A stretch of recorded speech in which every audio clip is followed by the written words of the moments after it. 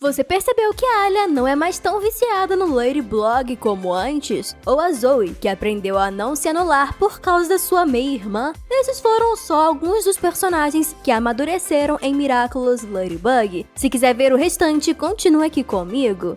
Fala, gente bonita, eu sou a Mia e a primeira que a gente vai falar hoje é a Juleika. Só de olhar pra ela, você já percebe que ela é uma garota bem introvertida e na dela, quase não falando com ninguém na sala de aula. E vocês lembram que ela ainda acreditava naquela coisa de maldição de fotos só porque ela nunca saía direito nas fotografias? Pois é, mas com o passar do tempo, a garota foi se tornando mais confiante de si mesma, até interagindo mais com o pessoal na sala. E não só com a Rose, como no episódio Reflect Doll, onde ela serviu como modelo das roupas da Marinette. E essa mudança fica ainda mais evidente em Crocodile, quando ela responde dando um gritão pro Kwame, mostrando que ela tinha muita força interior. Penso até que virar a Purple Tigress foi um jeito da Juleika liberar a fera de dentro dela. Mesmo parecendo do nada como sendo a meia-irmã da Chloe, tava mais do que na cara que Zoe estava tentando ser uma pessoa que ela não era, metida e sem coração, só para poder se encaixar nos padrões da família bourgeois. Mas não demorou muito para vermos que detrás daquela encenação toda havia uma garota boa e gentil, que só queria estar rodeada de pessoas queridas. E esse desejo da Zoe se torna realidade quando ela faz amizade com a Marinette, e depois com o restante do pessoal, aumentando ainda mais o vínculo de amigos.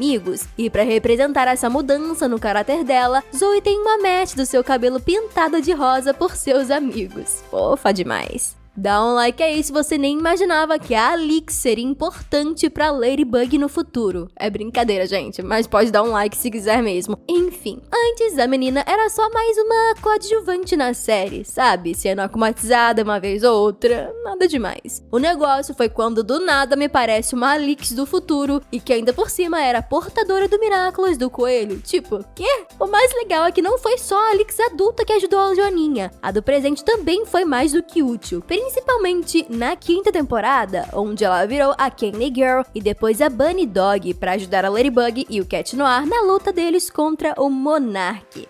Desde a primeira temporada, Alia sempre foi uma aspirante a repórter, sempre indo atrás dos akumatizados para ser a primeira a gravar a Ladybug em ação. A Morena até criou o Lady Blog só para fazer essas transmissões ao vivo em primeira mão. O problema é que ela arriscava demais a sua vida por esses furos de reportagem, como o episódio O Faraó, onde a Alia quase virou oferenda do akumatizado e mesmo assim ela não parava de se gravar. Tipo, fala sério, né? O bom é que depois de um tempinho a Alia se tocou que ficar bisbilhotando a vida pessoal dos heróis não é algo lá muito legal ou heróico de se fazer, já que as identidades deles são e devem ser secretas. E esse amadurecimento da Alia ainda fica mais evidente em Gangue dos Segredos, quando a Marinette finalmente fala pra amiga que ela era Ladybug. E ao invés de se espernear ou gritar, a Alia simplesmente abraça a Marinette, confortando a amiga por ter carregado esse fardo por todo esse tempo. É demais pedir por uma amizade assim? Aliás, dá um like nesse vídeo se você tem ou gostaria de ter um amigo leal que nem a Alia. Eu bem que queria. Pensa num personagem que conseguiu conquistar vários fãs num único episódio. Ele mesmo, Luca. Ele nos foi apresentado como um possível interesse romântico da Marinette que faria ciúmes no Adrien. Mas o negócio é que ele era muito mais do que só um rostinho bonito. Foi bem bacana descobrir que o seu pai era na verdade o próprio Jagged Stone, já que teve todo aquele lance de segredo guardado pela mãe. Depois teve todo aquele auê do namorado dele com a Marinette, o que foi bem complicado, já que ela era a heroína de Paris, mas não podia falar pra ninguém. E tudo piora quando o Luca acaba descobrindo que a Ladybug era sua ex. Cara, não sei como ele não surtou com tudo isso. Sem contar que agora ele passou por um treinamento para se tornar um guardião, mais desenvolvimento para a história do roqueiro. Mas me diz aí, o que mais te chamou a atenção no Luca na primeira vez que você viu ele? Foi o cabelo, a personalidade ou outra coisa?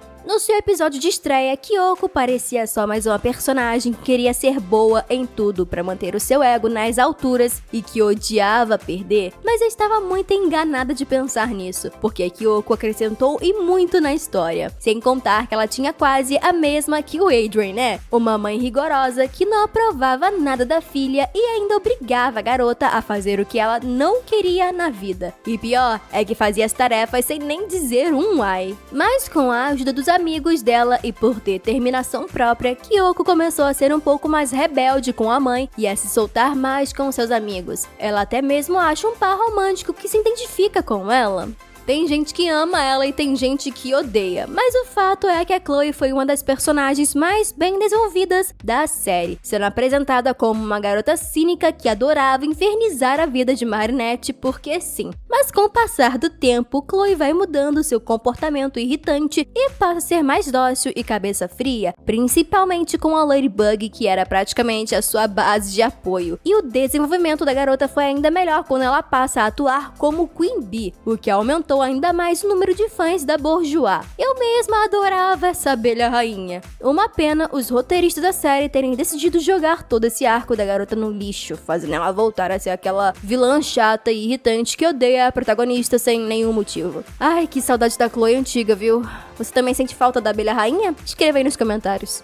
Felix foi apresentado como mais um parente riquinho do Adrien, e assim como Chloe, o garoto era terrível de ruim e super manipulador, conseguindo enganar até mesmo o Gabriel Agreste ao roubar uma das alianças gêmeas, e muita gente detestava o Felix, principalmente depois dele tentar beijar a Ladybug à força. Claro que ele não era nenhum santo, mas parte dessa personalidade problemática se deve ao fato da criação horrível que ele teve quando criança, sofrendo abusos o tempo todo do pai. E como se todas essas revelações já não bastassem, ainda foi jogado na nossa cara que tanto o Felix quanto o Adrien são senti-humanos, ou seja, senti-monstros que se parecem com humanos. A parte boa disso é que pelo menos agora ele está livre para viver a sua vida sem depender de ninguém, deixando o seu passado vilanesco de lado e se juntando pro time de heróis da Ladybug e do Cat Noir, o que foi um avanço e tanto para quem era considerado um vilão